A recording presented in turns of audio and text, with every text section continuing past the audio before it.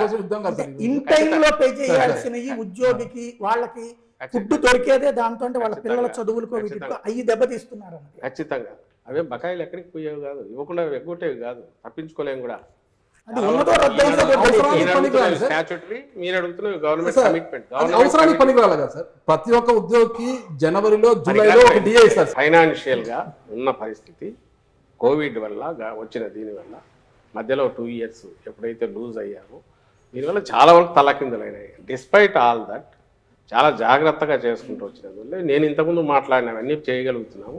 వీళ్ళే ఒకటి తీర్చుకుంటూ వస్తున్నాం. ఇప్పుడు డిఏ బకాయిలు ఉన్నాయి, పిఆర్సీ బకాయిలు ఉన్నాయి సార్. ఇప్పుడు డిఏ బకాయిలు కావచ్చు, పిఆర్సీ బకాయిలు కావచ్చు, ఆ ఉద్యోగ ప్రావిడెంట్ ఫండ్ లో జమ చంద్రబాబు దగ్గర అప్పుడు ఎన్ని బకాయిలు ఉన్నాయి? ఆ రోజు ఏమి కోవిడ్ లేదు సార్. సార్ చంద్రబాబు నాయుడు మీరు పోల్చొద్దండి, అంత డిఫరెంట్ గా మీ ప్రభుత్వం లెగసీ తీసుకొని వస్తున్నప్పుడు సార్ నీవు నేర్పిన విద్య నీరు ద్రాక్ష అనేది ఇక్కడ 94,000 కోట్లు ఉన్న డెట్ ఆయన 2,60,000 కోట్లు చేశాడు.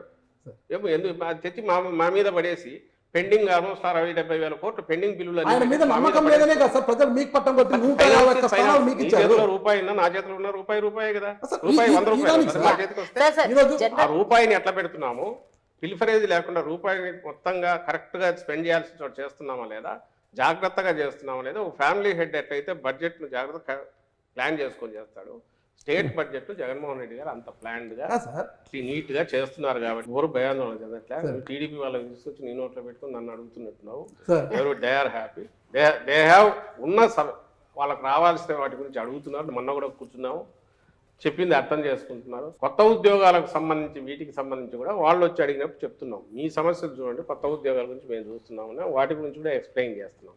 ప్రాబ్లం ఎక్కడొస్తుంది అంటే మీరు అవునన్నా కాదన్నా అపోజిషన్ ఏది చెప్తున్నారో అదే అడుగుతున్నారు. నేను ఇంతకుముందు అన్న మెడికల్ స్ట్రక్చర్ 17,000 కోట్లు స్కూల్లో అది నేను చెప్పలే, అది 16,000 కోట్లు ఎంతో దాని మీద పెట్టి స్కూల్స్ అన్ని రీవ్యాంప్ చేసి అందులో ఇదేం మేము ప్రామిస్ చేసింది కాదు సారు. ఆయన సీఎం గారు ఆ రోజు మా గౌరవ ముఖ్యమంత్రి గారు ప్రతిపక్ష నాయకుడు గాను వైఎస్ఆర్సీపీ అధ్యక్షుడు గాను మేనిఫెస్టో రిలీజ్ చేసినప్పుడు చెప్తే అమ్మఒడి మాత్రమే అది ఇచ్చి మేము కామ్గా ఉంటే ఇవన్నీ ఏం వచ్చేవి కాదు. డిస్పైట్ కోవిడ్ ఈ 17,000 కోట్లు ఒకటి చాలు మొత్తం తీసేయడానికి, అన్నీ తీసేసి హ్యాపీగా ఉంచవచ్చు. మా ప్రియారిటీస్లో జగన్మోహన్ రెడ్డి గారి ప్రియారిటీస్ వచ్చిన అవకాశం 5 ఏళ్ళు ఇచ్చిన అవకాశంలో మ్యాక్సిమం ఒక డ్రైవర్ అంటే పుష్ను ఇవ్వాలి, బేస్ వేయాలనుకున్నారు, అది వేశారు. దాన్ని మీరు అంటున్న ఉద్యోగులు కూడా అప్రిషియేట్ చేస్తున్నారు. అందుకే వాళ్ళు ఏమంటారు సార్ అది బ్రహ్మాండంగా చేస్తున్నారు, దాంతోపాటు ఇది కూడా ఇస్తే బాగుండేది అంటున్నారు తప్ప మీరంతా బాగా జల్సాగా ఉన్నారు సార్, పవర్ ఎంజాయ్ చేస్తున్నారు, మమ్మల్ని ఎందుకు పట్టించుకోవట్లనే ఎవరన్నట్లా.